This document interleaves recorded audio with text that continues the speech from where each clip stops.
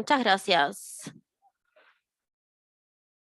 Son y 45, así que empezamos. Gracias a todos por estar aquí el día de hoy, sea de donde sea que se están conectando. Es domingo de mañana, así que estoy contenta de estar acá, pero tampoco tan contenta de estar acá porque es muy temprano. Es una presentación y Claire dijo que el título es Lengua estandarizado e identidades no estándares, recolección de datos sobre diversidad de género en los servicios de salud. Es un título muy bueno que creó Claire y tenemos 4 panelistas. Empezamos con Claire, luego le damos la palabra a Zach, Laurel, quienes se van a presentar y a presentar sus propias diapositivas y su propia charla, y luego tendremos un poquito de tiempo de preguntas, unos 15 minutos. Al final de la presentación las pueden escribir en Juba, creo que se dice así la plataforma, o escribir también las preguntas en el chat. Y empezamos entonces. Claire, te doy la palabra para que comiences con tu presentación. Muy bien, les pido un momentito. Hola, mi nombre es Claire Kronk y yo voy a hablar acerca de los casos de Gender Edge o ventaja de género, y hablaré por unos 15 minutos. Así que si tienen cualquier presentación, si hay algún inconveniente y quieren volver en 15 minutos, porque quizás estos temas que ven en pantalla les pueden resultar un poquito violentos, y si es así, no importa, pueden salir del panel por unos 15 minutos y volver, como se sientan más cómodos.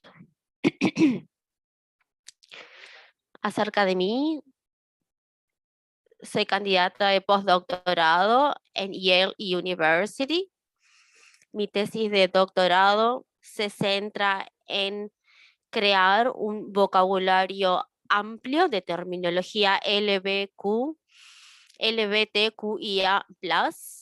y he sido consultora y trabajado para grandes organizaciones médicas con respecto a sus sistemas terminológicos. Entonces, siempre empiezo todos mis modelos y mis trabajos con una cita de un hombre blanco, poco fortuita, que dice que todos los modelos siempre son imperfectos debido a las leyes de la física.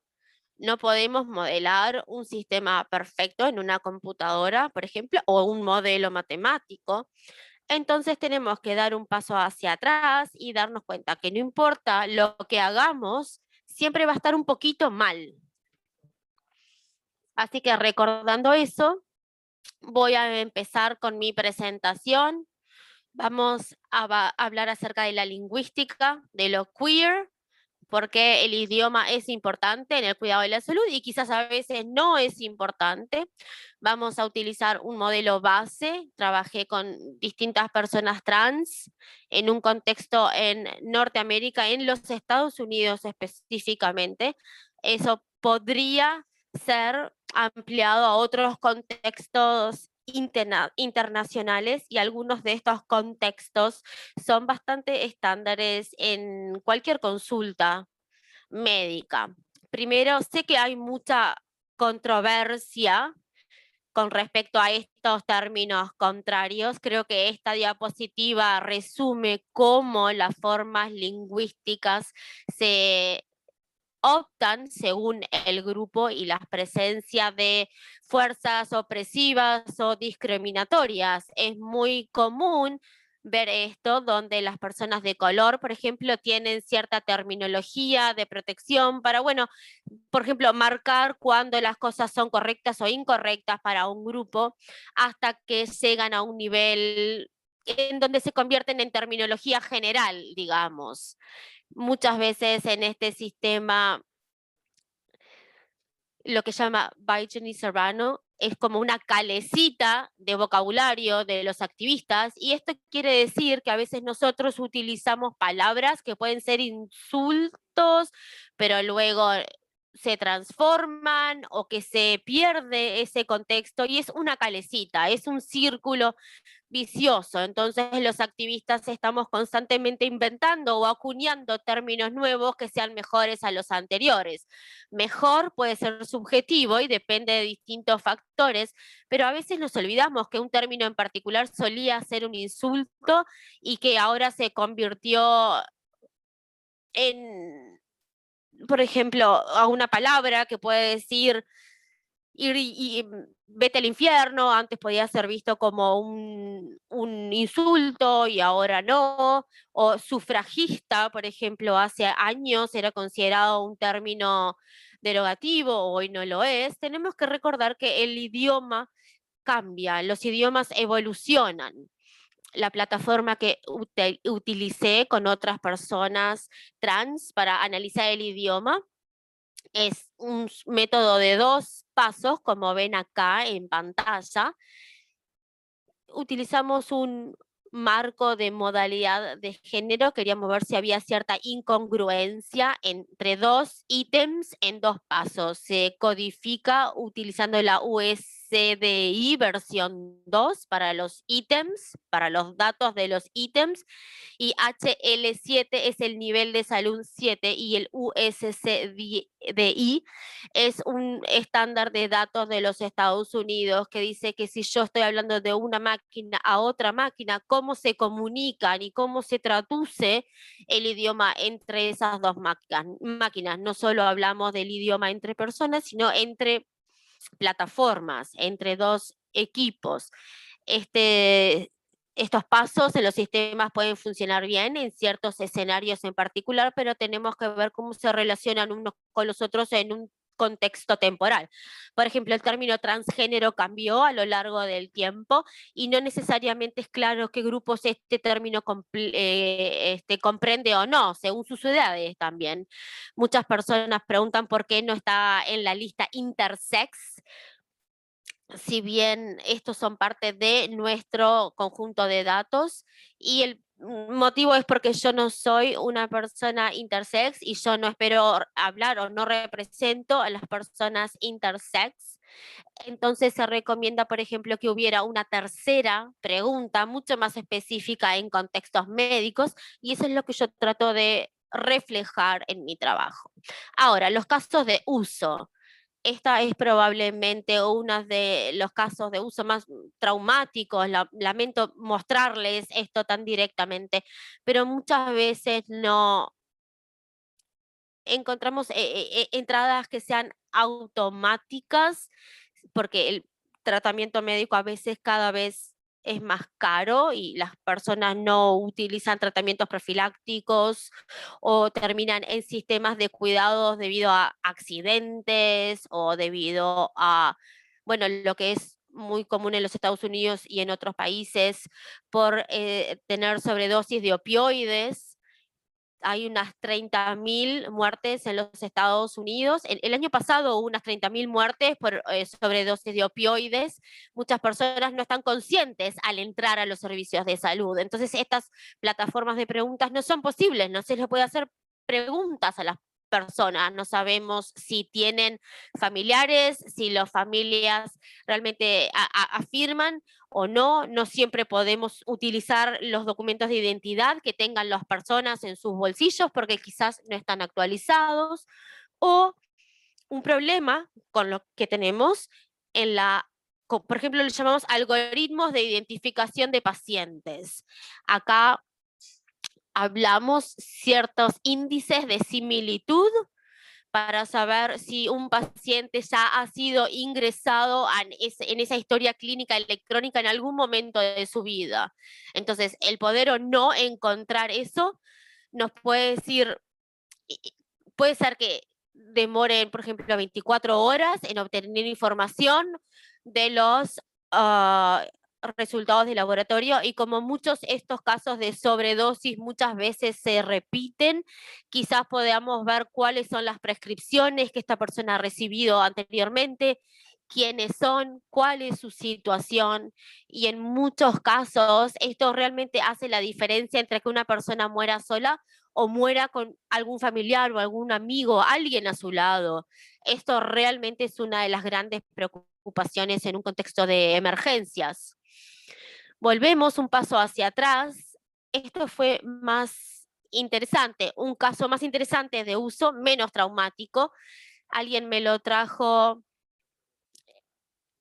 en el Museo Británico, donde querían estudiar las identidades de género y el género asignado con momias. Claramente uno no puede ver al individuo, especialmente si están en un sarcófago, pero lo que no nos damos cuenta es que los doctores tienen que hacer por ley ciertas preguntas para evitar responsabilidades jurídicas o porque son protocolos hospitalarios. Por ejemplo, una pregunta muy común es, ¿está embarazada? Y mucha gente dice, bueno, yo soy lesbiana, soy bisexual, yo no tengo ese tipo de relaciones sexuales, pero es obligatorio muchas veces hacer esa pregunta por motivos de responsabilidad legal, porque puede determinar la trayectoria, por ejemplo, de ese profesional de la salud en su trayectoria profesional. Por ejemplo, si la persona sí estaba embarazada y no se hizo esa pregunta, podríamos causar daños tanto al individuo como al feto. Un tercer caso de uso, muchas veces nos vemos en situaciones difíciles donde podemos no tener el cuerpo completo. No es poco común, por ejemplo, encontrarnos con un dedo que ha sido cortado, un brazo que ha sido cortado, un brazo que encontramos en un lado en una sala de emergencias y el resto del cuerpo de la persona en otra sala de emergencias. Entonces, para poder encontrar y poder hacer rápidamente y que ese injerto se pueda hacer rápidamente, tenemos que actuar con rapidez.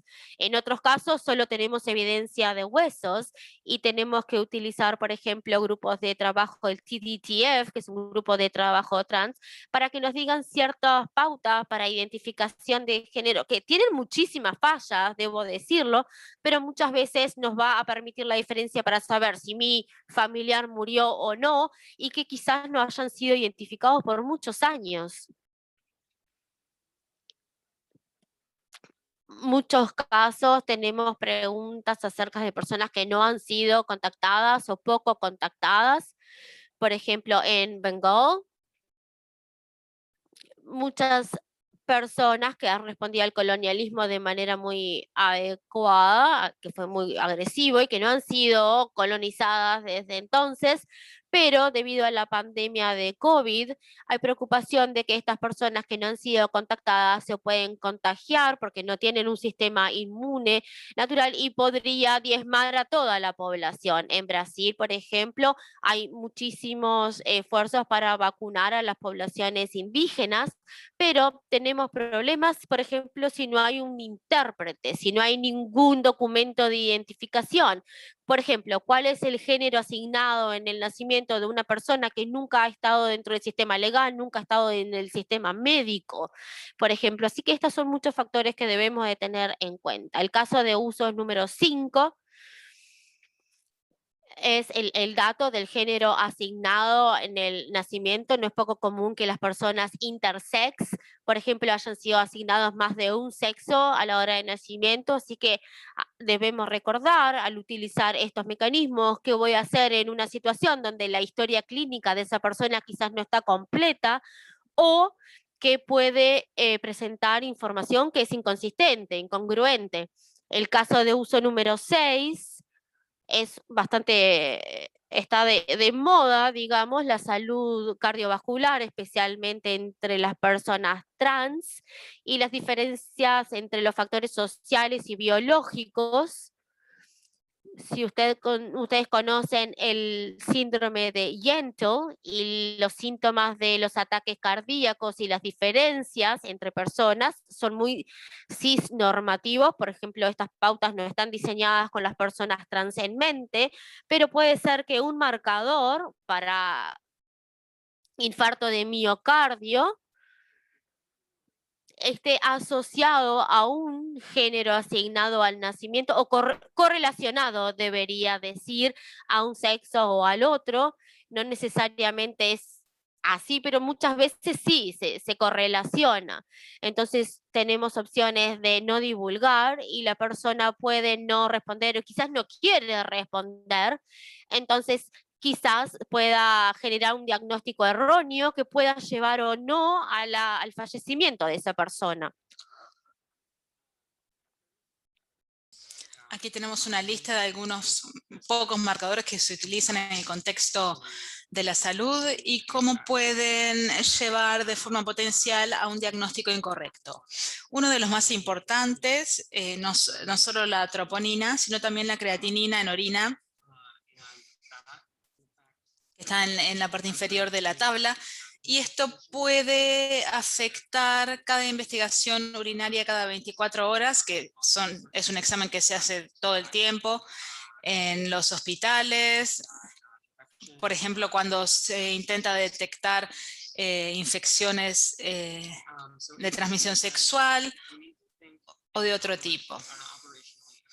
Para terminar, tenemos que funcionar de forma eficiente y tener en cuenta el sistema tal como es y no como nos gustaría que fuera idealmente.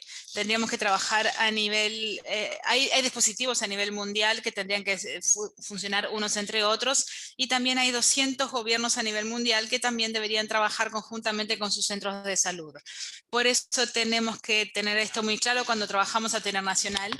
Veo que me estoy quedando sin tiempo, así que no quiero sacarle el tiempo a mis compañeros. Muchas gracias a todos por su tiempo.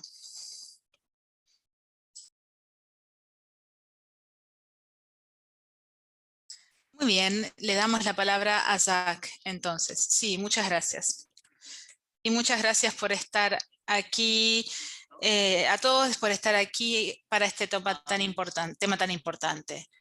Me gustaría, estoy acá, estoy contabilizando el tiempo, les voy a hablar sobre la ética en el contexto de la investigación en salud con personas transgénero y no binarias. En primer lugar, voy a hablar sobre la responsabilidad, algunas iniciativas actuales, algunos desafíos éticos y luego espero llegar a las recomendaciones, aunque necesito ayuda con las recomendaciones.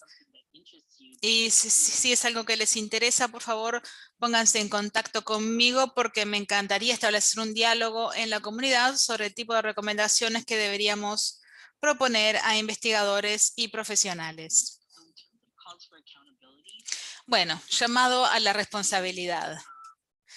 Emociona mucho ver la existencia de llamados a la responsabilidad por parte de investigadores. Ya sabemos que cada vez se está investigando más dentro de la comunidad, pero a la vez existen algunas tensiones que son muy claras.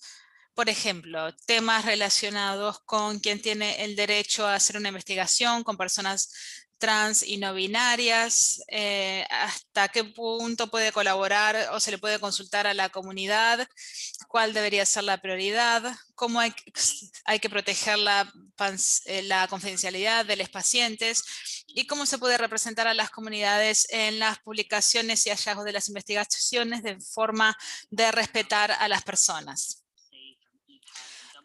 IPATH, WPATH han brindado algunos lineamientos en este sentido y también, por ejemplo, trabajé en el Comité de Ética de Investigación en una iniciativa donde intentamos elaborar guías éticas para la investigación. Se realizó una serie de consultas en conferencias y también en línea. Se han elaborado algunas guías, declaraciones y algunas publicaciones en el área, pero como probablemente saben, el campo y nuestras vidas evolucionan muy rápidamente y puede ser difícil darse cuenta cómo podemos representar la información de forma respetuosa. Resultados. Esta información es parte de un proyecto mayor en el que participé, donde creamos un mapa de evidencia de investigación trans y no binaria. Ya tiene algunos años. Los estudios tuvieron lugar entre 2010 y 2014 fueron muchos estudios y fue un gran volumen de trabajo. Les da una idea del trabajo que se hizo. Fue un mapa de evidencia. Lo que hicimos fue estudiar a los investigadores, quiénes eran, por qué investigaban temas no binarios y trans. Y por eso fue como que les miramos a ellos con la lupa o con el microscopio. Y queríamos hacerlo desde una perspectiva ética. Por eso incorporamos 3 principios éticos principales que están en la parte inferior de la diapositiva: respeto por las personas, preocupación por el bienestar y justicia. Voy a referirme a las 3 áreas y voy a compartir algunos ejemplos con ustedes, porque creo que es una forma en la que podemos contestarle a la comunidad médica y clínica y a la comunidad de investigación también, y les podemos decir que existen desafíos éticos en la situación actual. Y la ética es un buen punto de apalancamiento porque estamos hablando un idioma común en la ética de la comunidad médica y de la investigación. En primer lugar, respeto por las personas. Elaboramos el mapa con la evidencia y notamos algunos desafíos. Por ejemplo, el centro estaba en una perspectiva de la vida cisgénero. Esto no nos sorprende.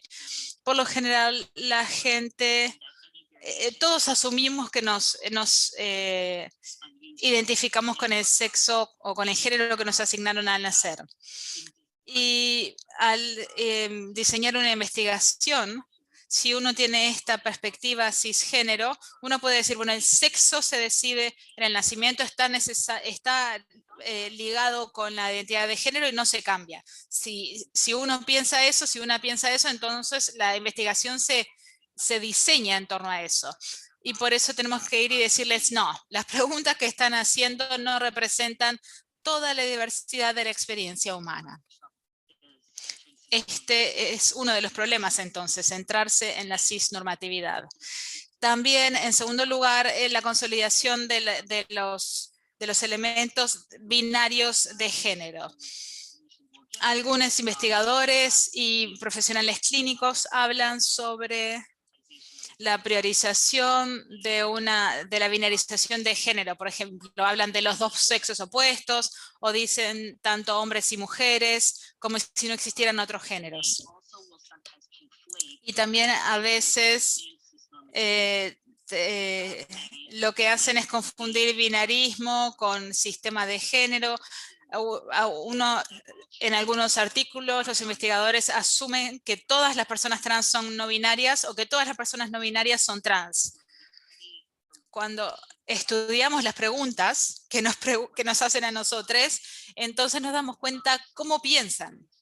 Y puede resultar muy confuso para las personas trans. Cuando llegamos a las preguntas en la encuesta y pensamos, no, pero no tiene sentido, no sé qué opción elegir de esta lista de preguntas en la encuesta. Estas son algunos ejemplos, no sé si simples, pero básicos. Fíjense los desafíos que tenemos. Por ejemplo, quizás ya lo hayan visto en algunas encuestas. ¿Cuál es su género? Y eligen una de estas opciones, hombre, mujer, transgénero. Y quizás miren y piensen, soy transgénero, pero me van a contar como transgénero, pero no puedo elegir más de uno. Y si la opción que yo quiero elegir no está en la lista, y si no hay una categoría otro o algo así que yo pueda ingresar. Creo que también otro ejemplo, ¿cuál es su género? Mujer, hombre, no binario. Esto puede ser complejo también, porque quizás yo no soy no binario, pero quiero que me cuenten como no cisgénero, entonces, ¿qué elijo de esta lista? Nos lleva entonces a vivir estos momentos complejos y más adelante, cuando salen los resultados, con los resultados se analizan y se elaboran, no nos van a contar necesariamente. Pasemos ahora a otros aspectos del desafío. Cuando los investigadores escriben los artículos y los resultados, utilizan siglas no específicas.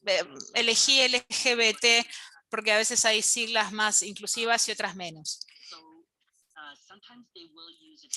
A veces utilizan una sigla transincluyente, por ejemplo, LGBTQ+,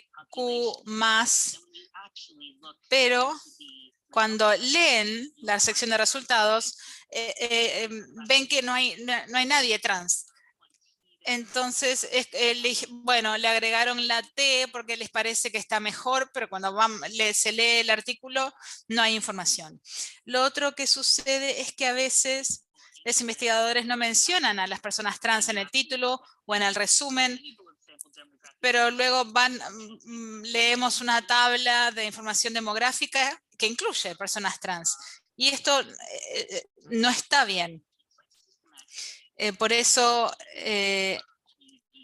esto también complica todo el sistema de revisión por pares.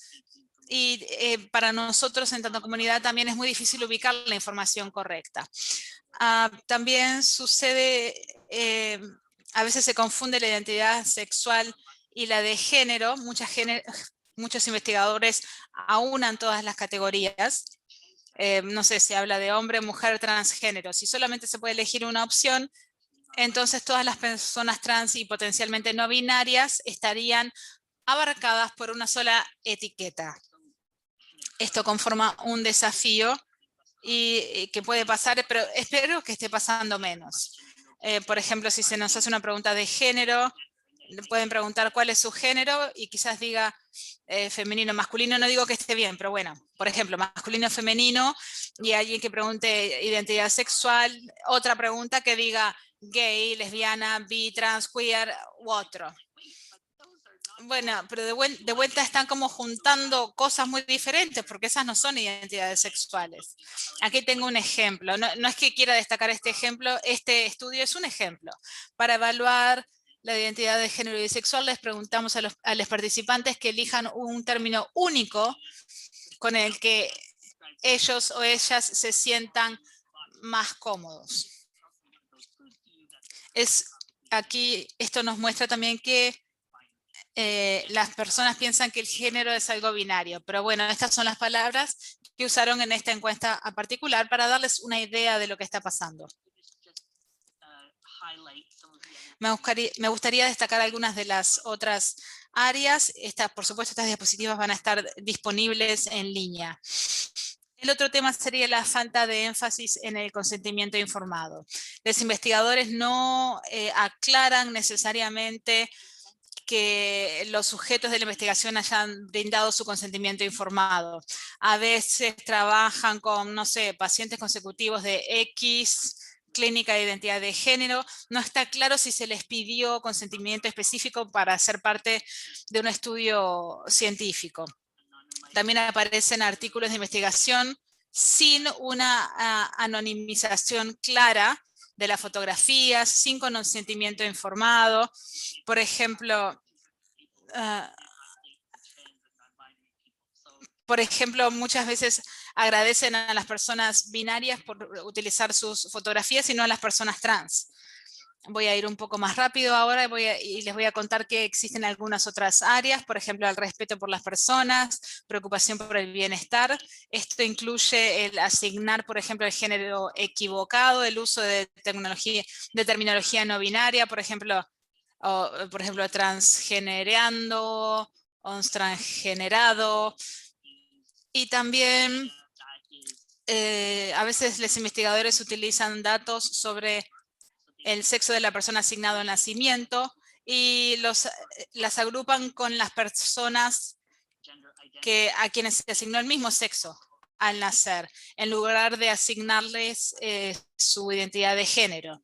Y esta es una práctica que no muestra respeto alguno por la persona.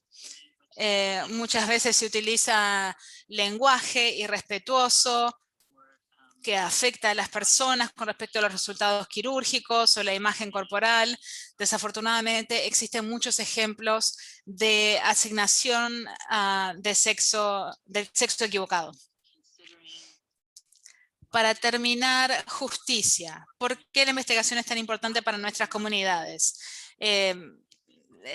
nos estamos centrando en eso, se está dando dinero para eso, cómo se recaban los datos y cómo se informan los datos también. Todos estos son aspectos muy importantes que hay que analizar desde la perspectiva de la ética. Bueno, intenté elaborar algunas recomendaciones y las iba leyendo y que pensé que quizás estaban un poco suavetonas, pero bueno, quizás necesitamos un método, número uno, adoptar un método que se centre más en la autodeterminación de género y también realizar una investigación que sea pertinente para la comunidad. Parece ser muy sencillo, quizás, por favor, informen datos con las siglas correctas, sean más específicas, especifiquen claramente qué datos se van a utilizar, qué participantes, y utilicen un lenguaje que realmente refleje su respeto por nuestras identidades de género. Si les interesa este tema, me encantaría hablar con ustedes para poder llegar a tener una lista de recomendaciones relacionadas específicamente con las prácticas de investigación y con la elaboración de informes y publicaciones. Les dejo por aquí mi información. Aquí está mi trabajo social con McGill y también incluí algunas de las referencias que utilicé para la presentación. Muchas gracias.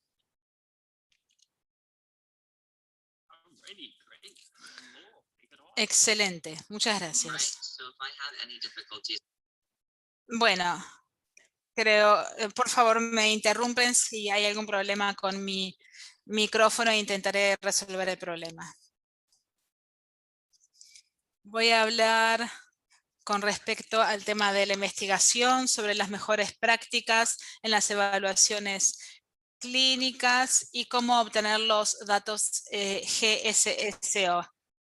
Me gustaría hacer algunas advertencias sobre el contenido. Vamos a hablar sobre el maltrato médico, la transmisia, la cisnormatividad que existe en todos los contextos médicos y también hablaré de algunas partes del cuerpo y de genitales. Así que si en algún momento algunos de estos temas les ponen incómodos, yo quiero que estén bien, así que entiendo si tienen que irse de la conferencia durante algunos minutos. Así que les voy a dar una idea de qué voy a estar hablando. Me voy a presentar y también voy a presentar la importancia clínica de tener una buena, de recabar datos de forma efectiva. Voy a hablar también de mi experiencia y también voy a hablar sobre EPIC, que es un software de sistema electrónico de registros médicos. También hablaré entonces de las prácticas actuales y de sus limitaciones. Bueno, este soy yo en Canyoland. Realmente me encantaba ese sombrero. Soy estudiante de doctorado y también trabajo en espacios clínicos trans. Me siento una persona con capacitación y que también practica la medicina y también he sufrido problemas personalmente. También tengo un certificado avanzado en atención pediátrica y también deseo trabajar con adolescentes, especialmente jóvenes queer. Estoy comenzando mi doctorado en genómica computacional. También me gustaría decir que soy norteamericano, blanco, y eso ha tenido una influencia importante en mi experiencia, en mi perspectiva, y también ha modificado algunas de mis limitaciones. También me gustaría reconocer mi postura y también hablaré que sobre todo voy a estar hablando del sistema norteamericano en esta charla.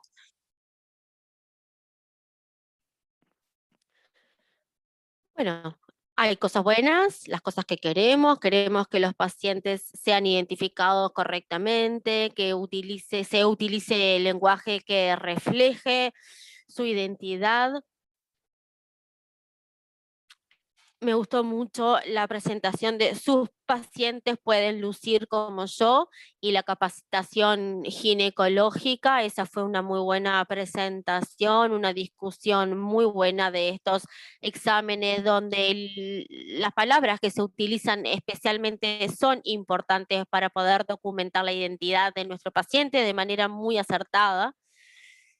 Con respecto a a la presentación de SAC, queremos que hayan datos precisos para poder hacer análisis y cumplir con las necesidades de las distintas comunidades y creo que la documentación es sumamente fundamental para este proceso. También queremos evitar lo malo, no queremos que se exija que los pacientes tengan que educar al personal de la salud. Sabemos que suele ocurrir mucho con las personas trans en los ámbitos médicos. No queremos que seamos tan malos que las personas trans evitan ir al médico. Sabemos que esto sucede y que sucede con frecuencia. También hay muchas fallas posibles con las necesidades complejas médicas que se tratan con equipos grandes de médicos y también el uso de las historias clínicas electrónicas, donde utilizamos terminologías o palabras o identidades que no son precisas, y estas van a ser compartidas por un equipo de profesionales que van a fallar o que todos van a hacer algo incorrecto o decir algo incorrecto. Como mencionó Claire, hay necesidades específicas determinadas por las características fisiológicas de las personas, quizás las hormonas o quizás alguien ya preguntó la predominancia de hormonas, el nivel puede ser diferente del sexo o del género legal registrado. Quizás no haya monitoreos para algunos órganos o algunos órganos que quizás el prestador de servicio no saben que esa persona tiene o como no se ha identificado correctamente a la persona, no se puede monitorear. Algo que me resulta bastante frustrante es que los seguros pueden ser muy difíciles según qué sexo registran para cada uno de los pacientes. Se pueden necesitar monitoreos clínicos que quizás no los cubre el seguro debido al sexo que está legalmente documentado o en el documento de identidad. No sería justo que tengamos que pagar de nuestro propio bolsillo. Y hay un montón de aspectos más. Estos son algunos aspectos importantes de nuestra identidad que van a surgir en un entorno de salud, sobre todo en los Estados Unidos, y que deben ser adecuadamente abordados. Así que tenemos que intentar por lo menos ser precisos en la terminología que usamos. ¿Qué sabemos? ¿Dónde estamos hoy en día con la educación para los profesionales de la salud en términos de la comunidad trans? Va a ser una sorpresa para todos ustedes, estoy seguro, pero en los Estados Unidos lo estamos haciendo horriblemente. Yo soy parte de el Comité de la Reforma de los Planes de Estudios del GLMA. Estamos trabajando en pautar distintos estándares para los planes de estudio de los profesionales de la salud en los Estados Unidos, porque de acuerdo a los datos, los profesionales de la salud dicen que no se sienten cómodos ni preparados para cuidar o tratar a pacientes queer y al mismo tiempo se dan cuenta de la importancia y de la necesidad de que haya educación específica para la comunidad trans, a excepción de los estudiantes de odontología, que eso es un tema a tratar en otro momento. Muchas de las facultades de medicina dedican 5 horas en los planes de estudio a la comunidad LGBT y 1/3 de los programas dedicaban 0 horas al cuidado de la salud trans. Quiere decir que toda la educación era preclínica, no educación práctica, digamos. Así que son muy pocas horas, como pueden ver, pero quizás yo tengo cierto sesgo. Sabemos que cuando hacemos una buena educación podemos hacer mucho bien.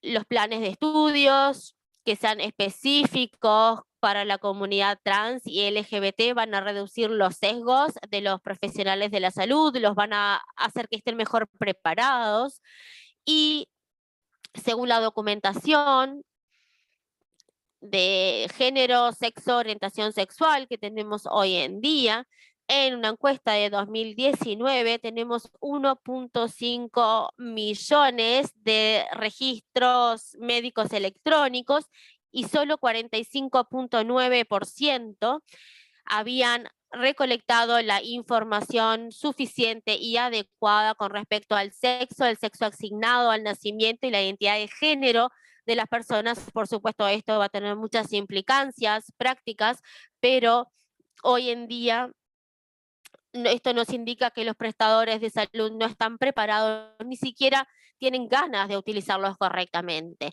Mi educación, ¿cómo ha sido?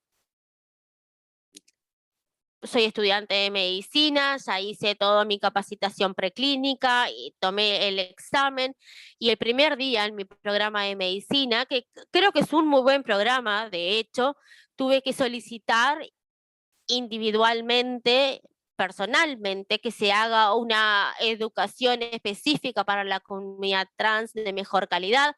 Estas diapositivas que voy a mostrarles ahora no fueron creadas por mí, así que les pido que no las compartan.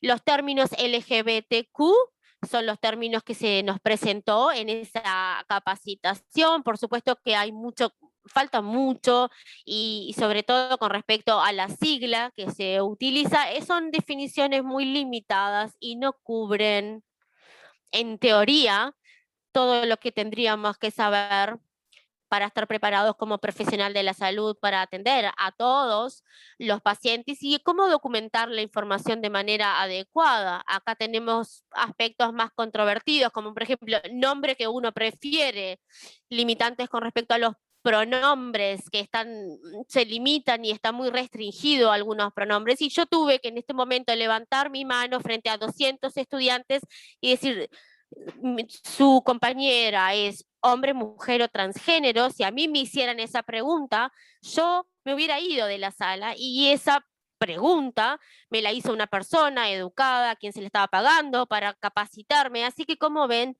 hay ciertas limitaciones, muchas limitaciones, al menos en los Estados Unidos, y al menos en la interacción doctor-paciente. Yo veo que mi institución, si bien tenía una muy buena disposición y abierta al feedback, era una educación muy centrada en la normativa CIS, con muchos estereotipos con respecto al cuidado de la salud transgénero, y todo en términos generales asociado a las infecciones de transmisión sexual a la hora de trabajar con la comunidad trans, y no necesariamente un enfoque integral de salud. Los planes de estudio ya tenemos como práctica preguntarles a los pacientes cuál es tu nombre, así es como quieres que te llamemos, y no necesariamente a evaluar el nombre que utiliza la persona. Luego de entrar a facultad de medicina, intenté incorporar el uso de pronombres, y la solución se le pregunta al paciente: ¿a usted le llaman señor, señora, algo más? Y no vamos a preguntar directamente los pronombres para evaluar el género, pero muchas veces terminamos a señor, señorita, señora. Sí, sí, es preocupante realmente. Entonces, ahora, en el mundo real, ¿qué es lo que sucede en los Estados Unidos en los últimos 5 años? Se sabe que tiene que haber una opción en la historia clínica electrónica, según establecen los servicios de Medicaid y Medicare. El sistema EPIC es el principal sistema de historia clínica electrónica, ocupa un 31% del mercado norteamericano de la salud, cubre unos 250 millones de pacientes, y en 2017 solo un 10 o 20% de los clientes empezaron a utilizar esta función opcional de marcador de género. Un 20% más o menos expresaron estar interesados en esta funcionalidad. En los Estados Unidos, la historia clínica electrónica debe tener una opción para registrar estos datos, pero lo que está pasando es que los prestadores de salud no son obligados a utilizarlo, y como resultado, como vemos acá, en general no lo usan. Sé que me queda muy poquito tiempo, pero quería mostrarles acá cómo se ve la historia clínica electrónica, el sexo legal, digamos, que varía según la información estatal, federal, distintos documentos, identidad de género, sexo asignado en el nacimiento y orientación sexual. Esto lo tomamos de las pautas que se actualizaron en enero de 2021. Hay también un upgrade de 2018 del software EPIC que pasaron de SOGI a SGN, a sexo, género y nombres. Se le pregunta al paciente nombre preferido y pronombres preferidos, en donde, y yo pensé mucho acerca de esto y me gustaría saber sus opiniones, en el uso de preferido, quizás no es una buena palabra, porque es una dicotomía entre nombre legal, que sí tiene sus propias falencias, y sexo legal, que se debe obtener de una identificación federal, una tarjeta de identidad. Entonces tenemos después la categoría de sexo legal, y bueno, podría ser bastante acotada, por ejemplo, los marcadores. También cómo registrar los nombres y pronombres preferidos. Es como raro, tenés otro nombre al que como te gusta que te llamen, es bastante cisnormativo, como un apodo en vez del nombre real de la persona, como que no necesariamente establece una relación de confianza con los pacientes trans. ¿Y cuáles son tus pronombres? Es como que yo te diga, quiero ser muy inclusivo con todos los pacientes, pero muchos prestadores de salud muchas veces no registran estos datos y se sienten reticentes para hacerlo porque piensan que van a ofender a los pacientes si les preguntan cuáles son sus pronombres, y un estudio dice que solo el 3% de los pacientes se sintieron molestos por esta pregunta, y en general en una población de hombres mayores, de población rural, y la mayoría de las personas no se sentían ofendidas con esa pregunta y tampoco la consideraban demasiado personal. Acá tenemos un formulario de Oregon de la historia clínica electrónica para que dice qué órganos tiene la persona en su cuerpo, presentes o no. Aquí vemos los órganos y acá llegamos a distintas preguntas acerca de cómo incorporamos un plan de estudios que sea mejor, cómo educamos a nuestros futuros profesionales de la salud y cómo garantizamos que haya datos fiables y una buena utilización de estos datos con programas y personas. Muchas gracias por su atención y estoy aquí para cualquier pregunta. Ahora es mi turno. Déjenme compartir mi pantalla. Muy bien. ¿Pueden verla? ¿Pueden ver mi pantalla? Sí, mi nombre es Ross Quinn. Voy a presentar sobre el contexto de Canadá. Me voy a saltear algunas diapositivas de la presentación porque ya los han mencionado otros panelistas, así no repito cosas que ya se dijeron. Un pantallazo general, el contexto actual, las 2 becas y los 2 programas en los que hemos trabajado, pasos a futuro y algunos de los mensajes importantes que me gustaría que recuerden de esta presentación. Nuestro contexto actual, bueno, ya lo dijeron varias personas, no hay diferenciación entre género y sexo asignado al nacimiento, lo cual es bastante complejo, no hay opciones binarias o intersex, dos espíritus, no binario, y muchos de los datos que se utilizan de manera administrativa o contextos legales o contextos clínicos se utilizan para estadísticas, investigaciones, etc. Hay muchos estándares emergentes para esos datos, pero no hay muchísimo consenso entre todos. Esto es lo cual es un problema. Acá viene un ejemplo en pantalla de mis grupos de trabajo. GSSO somos nosotros y después tenemos otros de servicios de salud en Ontario, TCPC, después CAIHA y Stats Canada, gobierno.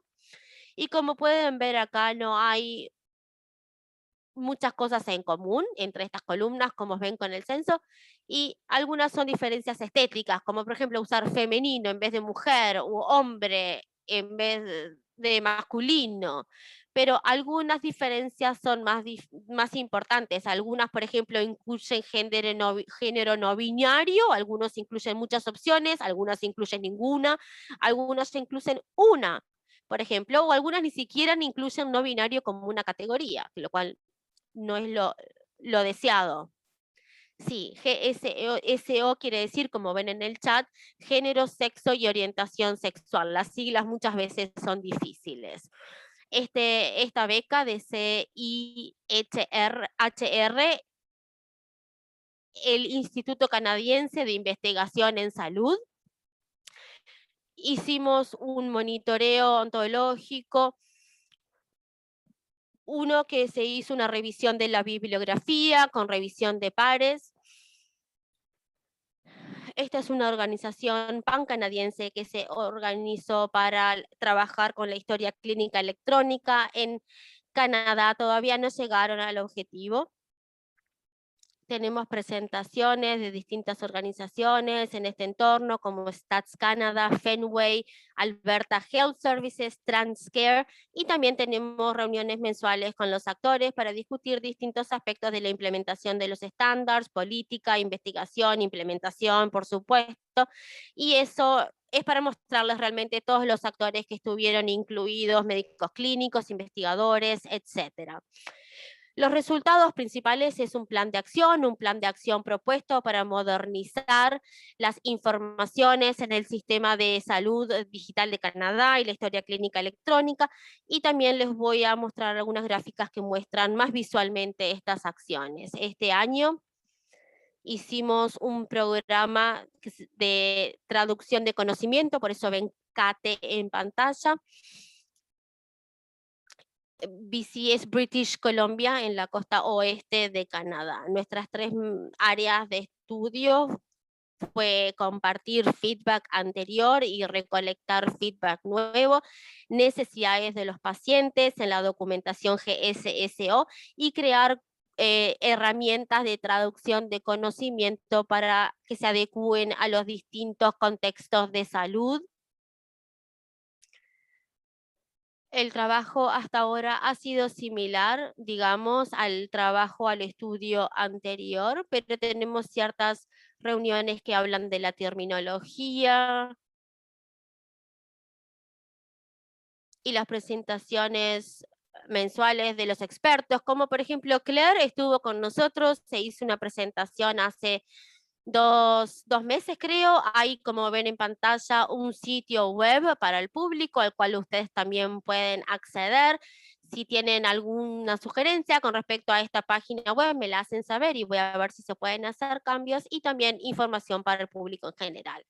A futuro, creo que esta es la parte más divertida o más entretenida de nuestras opciones. No es lo que ya hicimos, sino que lo que podemos hacer. No soy yo o mi equipo solamente quien toma la decisión, sino que vamos a decidirlo a ver si ha sido eficiente el trabajo del año, el feedback de la comunidad.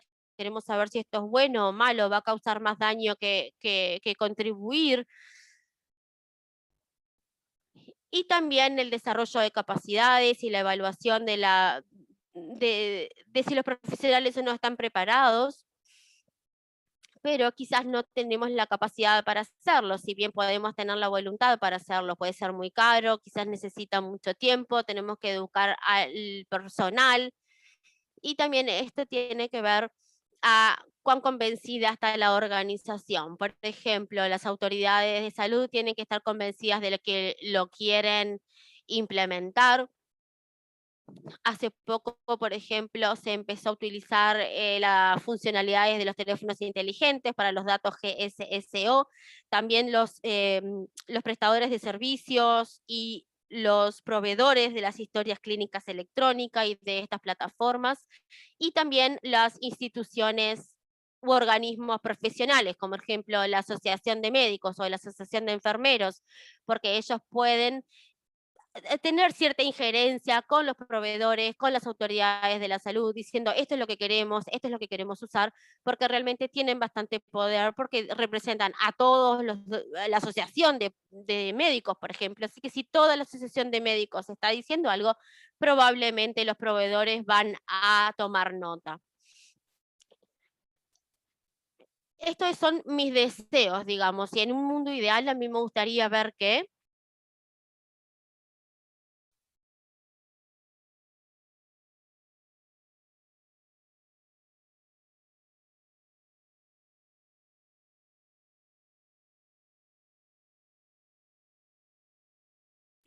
Recordamos entonces que hay que tener en cuenta todas las normas y saber qué hace cada ciudad para poder así compartir los datos y cooperar todos. También educación, en este sentido de género, sexo y orientación sexual en todos los programas de salud. Algunos programas tienen, le dedican 5 horas a esta educación, que claramente no es suficiente. Y también capacitación obligatoria en este sentido, que es muy importante. Por ejemplo, si existiera, no sé, quizás los profesionales hicieron una clase hace 10 años sobre temas queer y eso no alcanza. No sé, yo no me acuerdo de nada de lo que estudié en la facultad los primeros años. Así les podemos dar algunas herramientas, también hay recursos en línea. GynoThing es un muy buen sitio web y también habla sobre la prescripción de hormonas. O sea, no están en la salud sexual, están en otra parte, pero bueno, pueden encontrar todo esto y también pueden obtener créditos si se capacitan en este sentido. Bueno, lecciones aprendidas. No sé si se van a acordar de dónde obtenemos nuestros fondos o de mi nombre, no me importa. Creo que esto es lo que sí deberían recordar de la presentación del día de hoy. En primer lugar, con respecto a un sistema digital, no es solo un problema técnico. A la gente le encanta hablar de los problemas técnicos y cómo solucionarlos y las bases de datos, etcétera. Pero eso no alcanza. No alcanza a actualizar los campos de elementos, las estructuras. Se necesita capacitación, educación y también la evaluación de la accesibilidad. Está buenísimo si uno quiere tener, no sé, un género que diga fluido. Si nadie sabe a qué se refiere, no sirve para nada.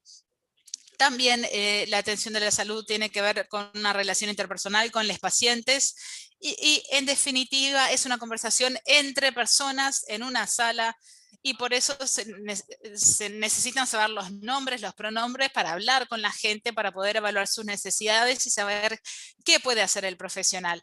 Los temas técnicos pueden ayudar, por supuesto, y brindar respaldo, pero en definitiva son opcionales. Recordemos que aún dentro de Canadá el género significa cosas diferentes para personas diferentes, en diferentes naciones también, o por ejemplo a nivel nacional. Hay gente que habla de traducir los conceptos de un idioma a otro que quizás no existen en el marco occidental del inglés. Importancia de tener áreas de dominios de expertos. Esto también es importante porque se necesitan trabajadores de atención directa, por ejemplo, médicos, enfermeros, médicas, enfermeras, trabajadores sociales, etcétera. Y que deben trabajar con los datos, ingresarlo al sistema y para que puedan utilizarse en el diagnóstico, en el tratamiento. El sistema tiene que ser sencillo, sobre todo en lo que refiere a la documentación. Los expertos técnicos, gente que trabaje en laboratorios, que hagan evaluaciones biológicas, también administradores de base de datos, programadores, etcétera. Toda esta gente tiene que trabajar conjuntamente para construir el sistema. Y recordemos que es importante que estas variables de sexo y género estén incluidas. Por eso, todos estos elementos tienen que integrarse de forma correcta. Nadie quiere recibir 50 mensajes de lo mismo. Y también necesitamos a la comunidad. No estoy diciendo que haya que ser parte de la comunidad o que los técnicos tengan que ser parte de la comunidad de 2SLGBTQIA+, pero sí tienen que conocer las necesidades de la comunidad desde la perspectiva clínica, de la investigación, del análisis estadístico y todo lo que necesitamos en general. Todas son partes importantes del rompecabezas. Finalmente, la necesidad de casos de uso y de implementaciones a nivel local. Tenemos que tener en cuenta cómo implementar todo esto, cómo funciona para mi organización. Y también tiene que estar basado en un trabajo específico de la vida real y se necesitan lineamientos específicos. Por ejemplo, a veces es muy difícil ingresar a una clínica de salud sexual.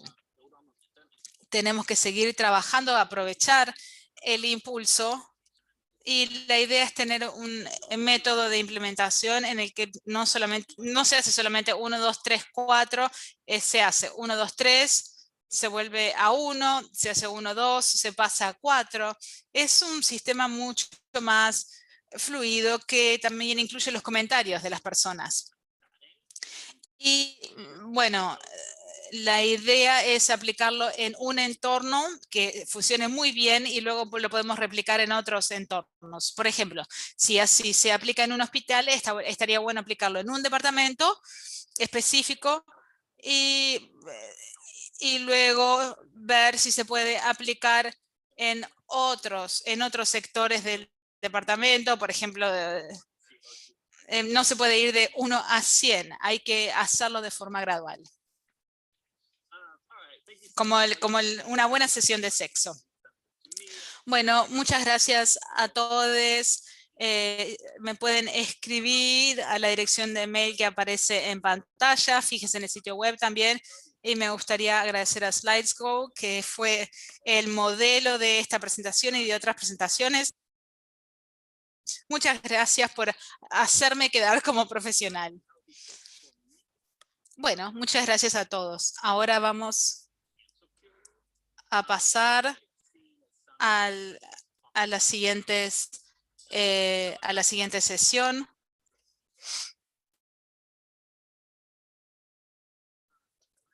La atención sobre aquí tenemos una pregunta sobre la práctica sexual y como dijo Laura, es importante tener todos los aspectos en cuenta. Voy a responder y luego le doy la palabra a los demás. Son preguntas abiertas. Las preguntas abiertas son muy importantes. Por ejemplo, ¿cuál es el género de tu compañero? ¿Tiene 2 géneros? Etcétera. Y luego, ¿qué puede ser? ¿Qué tipo de prácticas sexuales ejercen? O qué tipo de actividades realizan, bonding, etcétera. Así que creo que hay que mantener una cabeza abierta y tiene que ser como más informal en vez de ser absolutamente rígido y no sé, de poner tics en casillas. Es importante que los pacientes puedan decir qué es importante para ellos. Me gustaría decir que es muy importante que los pacientes entiendan qué les están preguntando. Y muchas veces les cuento una anécdota que tiene que ver con la salud sexual. Cuando mi compañera le dijo a su proveedor que no eran activos sexualmente y el médico le dijo, no, yo creo que sí. Y mi compañera le dijo, y el médico le preguntó, ¿pero lo estás ejerciendo hace algunas semanas? Y mi compañera le dijo, no, me parece que no. Así que creo que los desafíos son que estamos haciendo las mismas preguntas genéricas y tenemos algunas presunciones que no son las mismas que las de nuestros pacientes. Y quizás algunos proveedores de salud cisgénero no entiendan bien. Así que yo lo que hago es siempre preguntarme, ¿por qué estoy haciendo esta pregunta? ¿Qué es lo que estoy pensando cuando hago la pregunta? ¿Por qué necesito esta información? Porque si es solo porque tengo curiosidad, no la tendría que hacer. Y en segundo lugar, ¿mi paciente entiende qué le estoy preguntando? Y lo que quiero es obtener una pregunta que nos deje conformes a los dos. Eso es lo que yo hago con las preguntas.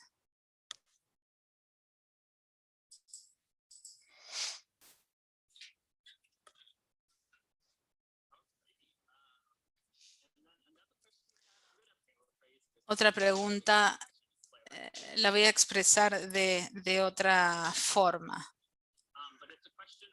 Es una pregunta sobre... Un segundito, ya la voy a encontrar. En la parte de respuestas, quizás, Ross. Sí, en la sección de respuestas en la parte de arriba. Bueno, te doy la palabra mejor. Fue una pregunta maravillosa y creo que tendría que haberlo aclarado en mi presentación. Así que ahora, como funcionan los sistemas en la actualidad, existe un dato de sexo o género. Y como les mostró Laurel en EPIC, aparecen otros datos, pero se almacenan en una sección diferente que se llama historia social. Por eso estos datos no aparecen en todas las secciones del proveedor de salud, perdón, de la historia clínica electrónica. EPIC es un sistema muy adaptable y personalizable. Por eso quizás alguien no especifica el historial social por determinadas circunstancias. Por eso puede pasar muy seguido que los laboratorios no den esta información. Por ejemplo, ustedes envían una muestra de sangre o de orina y se asume la historia social de la persona. Esto es lo que pasa en Estados Unidos. En otros países hay otras normas, pero básicamente lo que se hace, se aplican dos etapas. Se tiene un sexo y una identidad de género asignadas en el nacimiento. Existe entonces una institucionalización del sistema de proxy. Esa variable de sexo o género representa, digamos, cientos o miles de variables subyacentes que son difíciles de medir.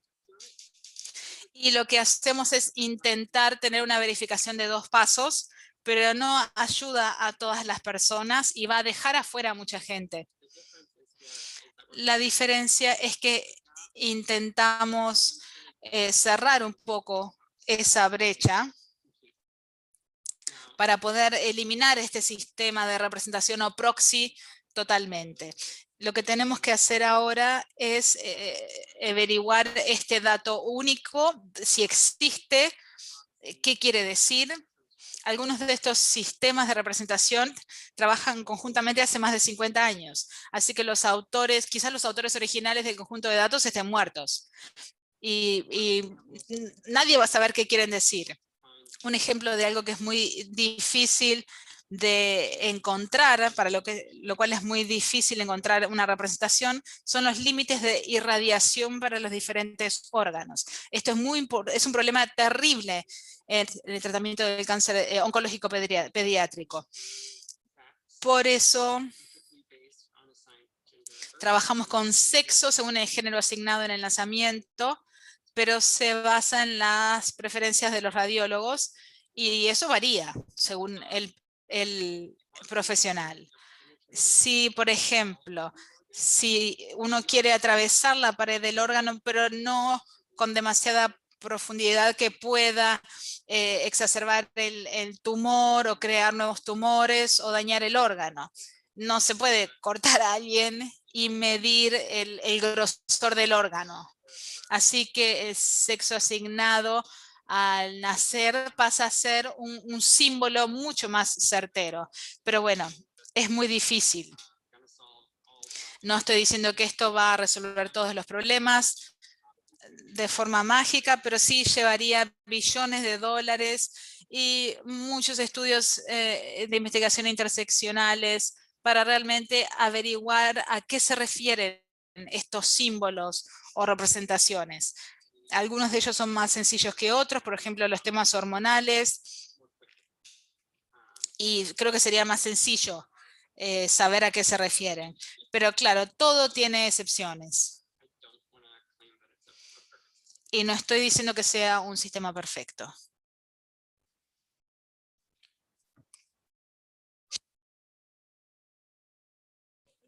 Muy bien, encontré la pregunta, estaba en Juba.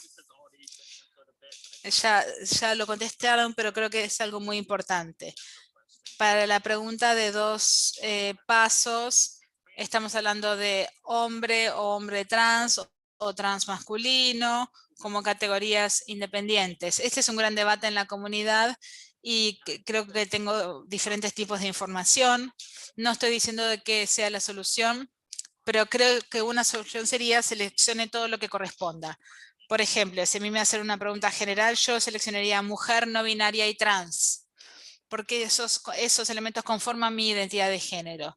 Pero tampoco deberíamos obligar a las personas a establecer que son trans, especialmente si hay situaciones de riesgo, como pasa en Estados Unidos. Y hay gente que no quiere obligar a la gente a clasificarse porque puede ser una violación de los derechos humanos. Muchos países sigue siendo ilegal ser trans y por eso realmente declarar la identidad de género puede resultar peligroso en algunos entornos culturales. Creo que en mi proyecto siempre incluimos cosas como prefiero no contestar, no voy a divulgar, etc. Y algo así como mi opción no se incluye o algo así. O prefiero describirme a mí misma. Si alguien dice, por ejemplo, yo soy un hombre, si existe la opción hombre trans, la puedo marcar, o puede haber opciones que digan, no sé, trans o además de hombre, trans. Y también se pueden analizar los datos porque pueden, por ejemplo, yo leo muchos estudios que dicen, vamos a hablar de las mujeres. Bueno, mujeres cis, o qué tipo de personas van a estar incluidas en el estudio. O, por ejemplo, hay estudios que dicen que trabajan con personas trans o que tiene que ver con el EPOC, el trastorno respiratorio. Muchas veces se utilizan estos símbolos o representaciones para obtener los datos. Es importante que las personas se sientan incluidas, pero también hay que darles opciones. Nos quedan unos 4 minutos, nos quedan 3 minutos, de hecho. Y creo que ya respondimos todas las preguntas del chat. Por ejemplo, hay gente que nos pide las diapositivas. Y bueno, sí, vamos a ver después de la sesión cómo lo hacemos. Sigan mirando la app de Juba. Sí, con respecto a las diapositivas, si alguien quiere enviar un mail a tpath.health.org, yo les puedo poner a disposición las diapositivas para todos los participantes. Bueno, quizás, Claire, ¿te gustaría decir algo? No, la perfección no puede ser el enemigo del avance. Las cosas se están moviendo lento, pero lo podemos hacer, nos va a llevar tiempo, pero lo vamos a lograr. Es muy gracioso, porque yo iba a decir, todo se está moviendo tan rápido. Así que hay tantos cambios en nuestras comunidades, así que es muy gracioso. Realmente les agradezco la especificidad y creo que debemos recordar que las personas cisgénero que toman las decisiones y que nos dicen, ustedes trans y no binarias se pueden autorrepresentar, está bien, pero luego esto tiene un impacto en las decisiones también. Creo que tenemos que ser más organizados a la hora de dar recomendaciones. Gracias. Me gustaría decir simplemente que hay dinámicas de poder en la medicina que dificulta la atención a las personas trans que merecen, y creo que tenemos que seguir insistiendo. Si tienen que hacer algunas llamadas, si hay que, no sé, ser duro con alguien, me llaman y yo les ayudo. Bueno, muy bien. Este panel ha sido impresionante. Muchas gracias al público por participar. Muchas gracias a los presentadores. Creo que es una conferencia maravillosa en general y espero que todos participemos más en este tipo de actividad. Muchas gracias. Espero que todos tengan una mañana, tarde o noche preciosa. Los amo.